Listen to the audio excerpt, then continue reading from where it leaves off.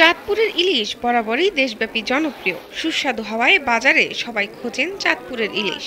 এখানকার মাছের বাজারগুলোতে সারাদিনই দেখা যায় দেশের বিভিন্ন জেলার ক্রেতাদের ভিড়। তবে দেশের এই মাছ খেতে পারেন না দেশের নিম্ন আয়ের মানুষ।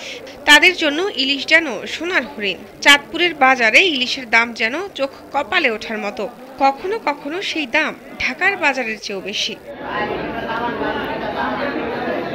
চাঁদপুর বড় স্টেশন মৎস্য আড়তে গিয়ে দেখা যায় 1 কেজির বেশি ওজনের প্রতি কেজি ইলিশের দাম 1700 থেকে 1800 টাকা।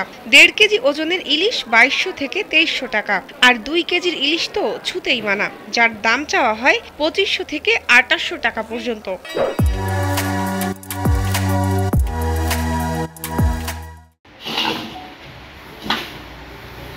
ধানের দামের সাথে ইলিশের দামের তুলনা করলে কৃষকদের জন্য তা বিলাসিতা। কারণ 1 মণ ধানের দাম 1000 থেকে 1200 টাকা।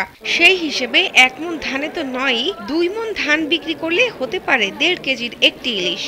আমার তো মন চাইছে না আমি বড় ইলিশই কিনি, কিন্তু আমার সাধ্যের বাহিরে, এই জন্য আমি কিনতে পারতেছি না। আমাদের মতো মধ্যবিত্ত ফ্যামিলির জন্য খুবই কষ্ট। আমি 2 দিন আগেও ভাইয়াদের কাছ থেকে নিয়েছি, তখন তুলনামূলক একটু কম ছিল। এখন প্রতি কেজিতে 200-300 করে বাড়তি। বর্তমানে সরকারি রেট হলো যে প্রতি কেজি ধানের দাম 32 টাকা। সেই হিসাবে যদি ধরি 1 মণ ধানের দাম 1280 টাকা। যে একটা ইলিশ আপনার 2 কেজির ওজনের ইলিশ কিন্তু 2400 টাকার উপরে।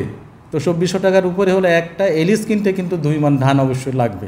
ইলিশের দাম বেশি হওয়ার কারণ হিসেবে চাঁদপুর মৎস্য বণিক সমবায় সমিতির সাধারণ সম্পাদক শবে বরাত জানান, জেলেরা যথেষ্ট পরিমাণ মাছ পাচ্ছেন না, যাও পাচ্ছেন সেগুলো ছোট ইলিশ, তাই বড় ইলিশের দাম বেশি। তাছাড়া ইলিশ ধরার নিষেধাজ্ঞার সময় নিয়েও প্রশ্ন তোলেন এই ব্যবসায়ী। আমাদের একটা দাবি ছিল যে অভিযানটা যেন ভারতে যখন অভিযান দেয় আমাদেরও তখন অভিযান দেওয়া উচিত, নাইলে অভিযানের সফলতা পাওয়া যাবে না। কারণ আমরা বন্ধ রাখবো, ভারতে ট্রলার এসে মাছ ধরবে, ওটাতে আমাদের অনেক সমস্যা হয়।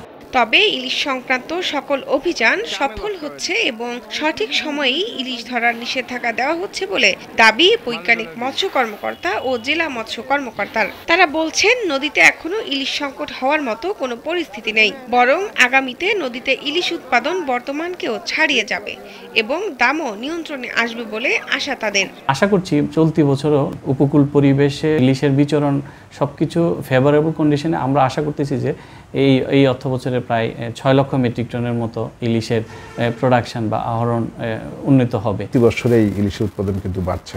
23-24 অর্থ বছরে আমরা 34,000 লক্ষ্যমাত্রা অর্জন করেছি এবং 24-25-এ আমরা 35,000 লক্ষ্যমাত্রা নির্ধারণ করেছি।